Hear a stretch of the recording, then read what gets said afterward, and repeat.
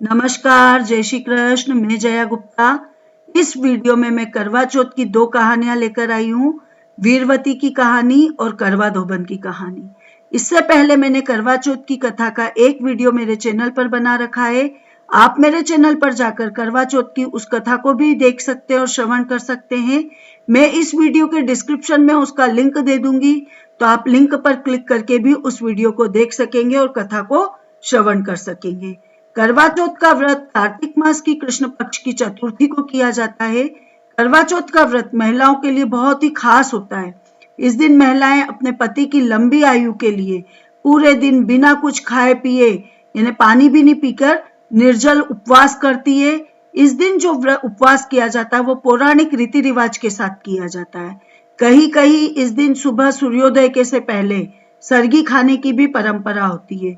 सरगी सुबह सवेरे खाई जाती है, जो कि सासू माँ अपनी बहू को देती है, और सरगी में वो कुछ खाने का सामान, फल वगैरह, मिठाई वगैरह देती है और साथ ही कुछ उपहार भी देती है, जिसे बहू खाती है और उसके बाद व्रत शुरू करती है।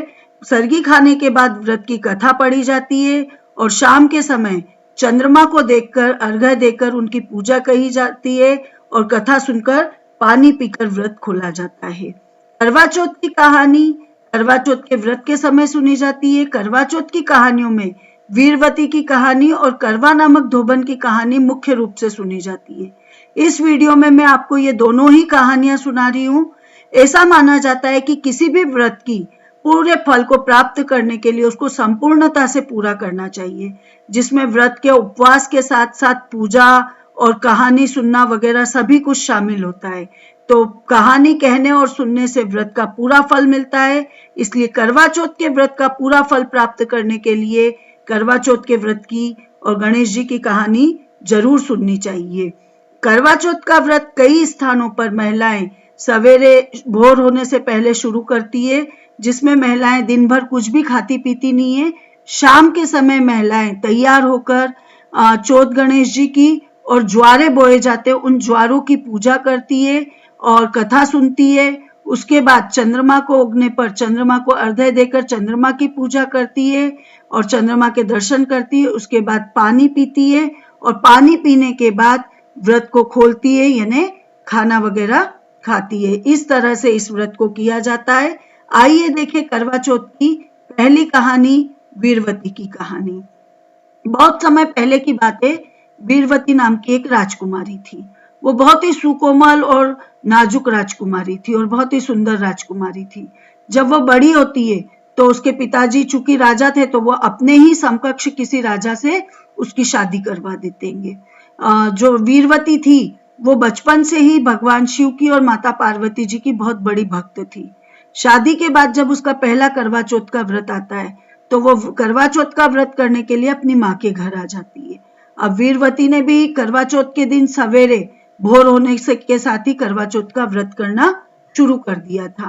अब चूंकि वीरवती बहुत ही कोमल और नाजुक राजकुमारी थी और करवा चौथ का व्रत तो बहुत ही कठोर व्रत माना जाता है, जिसमें कुछ भी नहीं खाया पिया जाता, पूरे दिन निराहार रहा जाता है।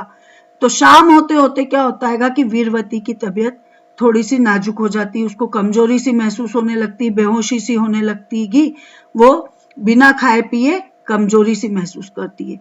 अब उसके 7 भाई थे और सातों भाई की वो बहुत लाडली बहन थी, सब उसका खूब ध्यान रखते थे। अब जैसे ही भाई घर आते हैं तो वो अपनी बहन को देखते हैं तो उसका चेहरा मुरझाया हुआ रहता है और वो थकान थकान सी लगी हुई होती है।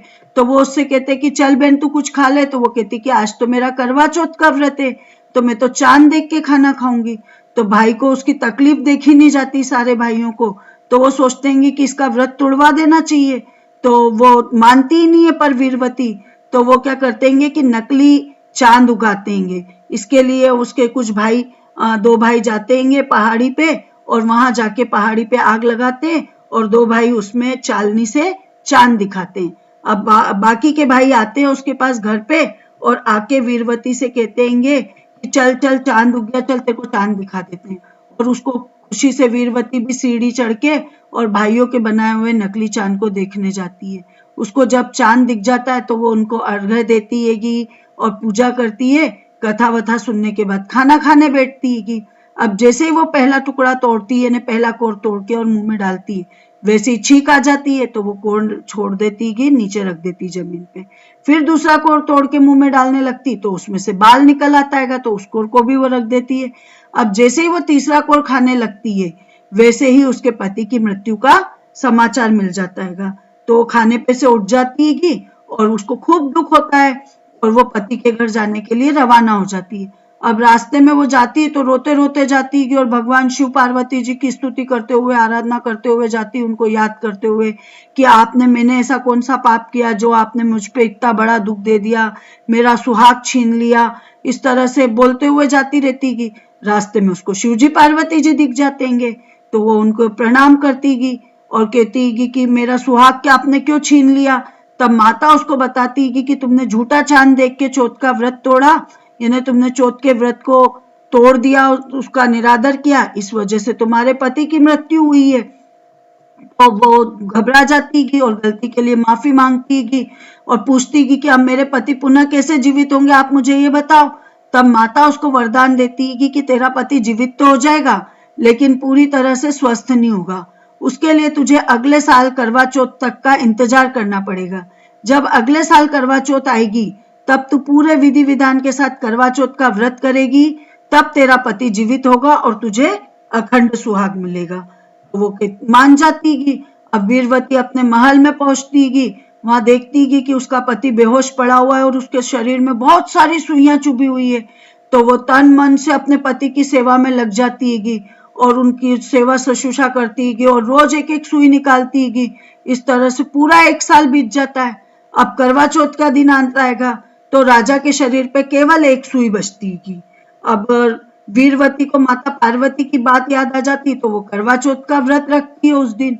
अब करवा चौथ का व्रत रखती है तो करवा चौथ के पूजन का सामान लेने के लिए वो शाम को बाजार जाती है। अब जैसे ही वो बाजार जाती है, पीछे से एक दासी आती है और वो राजा के शरीर की वो आखिरी सुई निकाल देती है।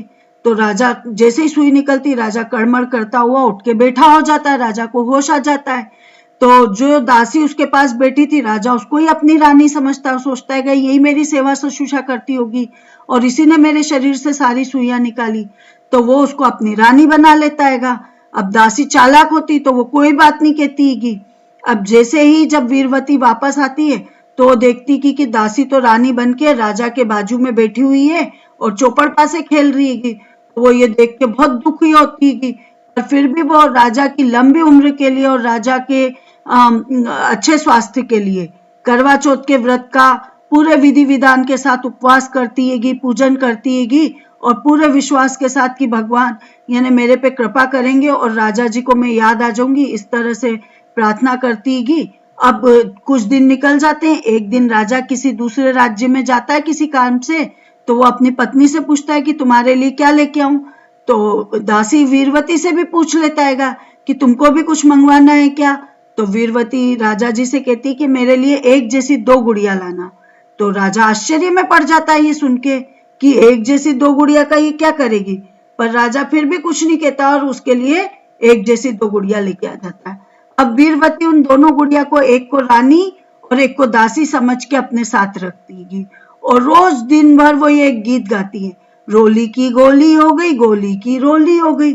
और यानी रानी तो दासी बन गई और दासी रानी बन गई। अब राजा रोज उसका ये गीत सुनता है तो राजा को समझ नहीं आता है कि इसका मतलब क्या है। तो वो ये मतलब जानने के लिए अपनी पत्नी को उसके पास बुलाता है, रानी को बुलाता और उससे पूछता है कि ये वीरवती ये क्या गाती है कि रोज रानी तो दासी हो गई, दासी तो रानी हो गई। तो वो दासी घबरा जाती है एकदम राजा की ये बात सुन के। तो राजा उससे पूछता है बताओ क्या कारण है, तो वो मना कर देती है। तो राजा उसको कहता है यदि तुम सच्ची सच्ची नहीं बताओगी तो मैं तुमको सजा दूंगा। तो डर जाती सजा के मारे कि मृत्यु दंड नहीं दे दे राजा जी कहीं। तो वो सारी बात बता देती कि आपकी तन मन से सेवा तो रानी जी ने की थी, पर उस दिन करवा चौथ का व्रत था रानी जी का, रानी जी पूजन सामग्री लेने गई थी और आखिरी सुई बची हुई थी तो वो मैंने निकाली, तो आपने मुझे रानी समझ लिया, तो मैं भी लालचवश रानी बनके और आपके साथ रहने लग गई। रानी जी वीरवती जी है जो कि दासी बनी हुई है। तो राजा को जैसे ये सारी बात पता चलती उसको बहुत दुख होता है, बहुत पछतावा होता है। वो अपनी पत्नी वीरवती को वापस से रानी बनाता है और उसको अब उसका मान सम्मान वापस लौटाता, उसको शाही मान सम्मान के साथ अपने साथ सिंहासन पर बिठाता है। इस तरह से हे माता पार्वती, चौथ माता, आपके आशीर्वाद से और साथ ही साथ रानी वीरवती के विश्वास और भक्तिपूर्ण निष्ठा के कारण उसको अपने पति का प्यार और मान सम्मान वापस मिलता है। वैसे ही सबको सुहाग बनाए रखना, सबका विश्वास बनाए रखना। बोलो चौथ माता की जय। हे चौथ माता, कथा अधूरी हो तो पूरी कर जो और पूरी हो तो मान करना। मैं इस वीडियो में करवा चौथ की दूसरी कहानी भी आपको सुना रही हूँ, जो कि करवा धोबन की कहानी है। तो आइए देखें करवा धोबन की कहानी। पुराणों के अनुसार करवा नाम की एक पतिव्रता धोबन थी। वह अपने पति के साथ तुंगभद्रा नदी के किनारे स्थित गांव में रहती थी। उसका पति उसकी तुलना में थोड़ा बूढ़ा और कमजोर था। एक दिन क्या होता है, वो दोनों पति पत्नी नदी पे कपड़े धो रहे होते हैं। तभी अचानक नदी में एक मगरमच्छ आता है और वो उस धोबन के पति को यानी धोबी के पैर को अपने दांतों में दबाकर और उसको यमलोक की ओर ले जाने लगता है। अब चूंकि उसका पति पहले ही कमजोर था, निर्बल था, और ये देख के तो वो और घबरा जाता है, तो उससे कुछ भी करते नहीं बनता है। पर वो अपनी पत्नी को आवाज लगाने लगता है, करवा करवा के वो अपनी पत्नी को पुकारता है। अब संयोग से उस दिन कार्तिक मास की कृष्ण पक्ष की चतुर्थी थी और करवा भी उसका व्रत करती थी। पति की पुकार सुनती है तो करवा धोबन वहां पहुंच जाती है और वो मगरमच्छ को जो उसके पति को यमलोक ले जाने वाला होता है उसको देखती है, तो अपने साथ वो क्या है, कच्चा सूत लेके गई थी, कच्चा धागा यानी। उस सूत को मगरमच्छ के चारों ओर लपेट के उसको बांध देती है और मगरमच्छ को लेके खुद यमराज के द्वार पहुंच जाती है। अब यमराज के पास पति की रक्षा के लिए गुहार लगाती, वहां जाके बोलती, हे भगवान, इस मगरमच्छ ने मेरे पति के पैर पकड़ लिए, तो आप इस मगरमच्छ को इस अपराध के लिए दंड स्वरूप नरक में भेज दो और साथ ही साथ मेरे पति की भी जीवन रक्षा करो।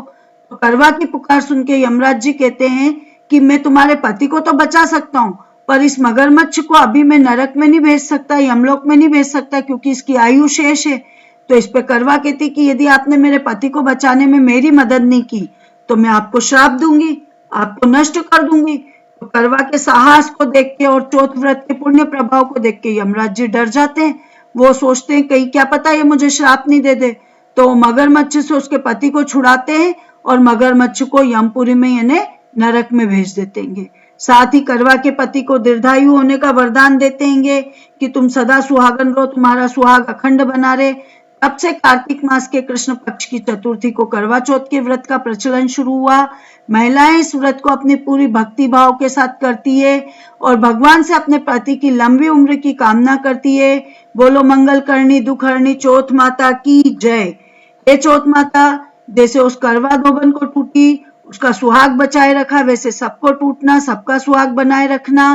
कथा अधूरी हो तो पूरी करना और पूरी हो तो मान करना। आपको यदि मेरा ये वीडियो अच्छा लगा है तो इसे लाइक और शेयर कीजिए। अभी तक यदि आपने मेरे चैनल को सब्सक्राइब नहीं किया है तो कृपया मेरे चैनल को सब्सक्राइब कीजिए। साथ ही बेल आइकन को हिट कीजिए ताकि मेरे नए वीडियोस के नोटिफिकेशन आपको तुरंत प्राप्त हो। हिंदू धर्म, संस्कृति, तीज त्योहार, व्रत कथा, रीति रिवाज इत्यादि जानने के लिए मेरे साथ बने रहिए। जय श्री कृष्ण, जय चौथ माता।